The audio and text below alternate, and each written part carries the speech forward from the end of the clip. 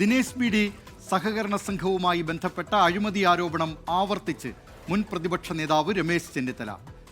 IP licence പോലുമില്ലാത്ത Dinesh B D സഹകരണ സംഘത്തിന് കരാർ കൊടുക്കുന്നതിലൂടെ 700 കോടിയുടെ അഴിമതിയാണ് ലക്ഷ്യമിട്ടത്.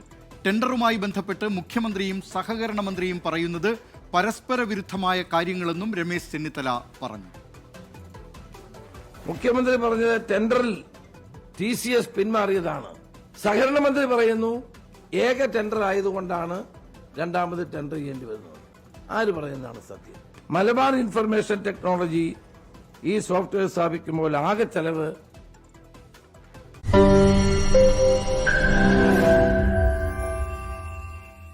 ലോകത്തെവിടെയായാലും ഏത് സമയത്തും 24 വാർത്തകളും ഓഗ്മെന്റഡ് റിയാലിറ്റി പാക്കേജുകളും എക്സ്പ്ലെയിനറുകളും വിശദമായി കാണാൻ ഞങ്ങളുടെ യൂട്യൂബ് ചാനൽ നിങ്ങൾക്ക് സബ്സ്ക്രൈബ് ചെയ്യാം.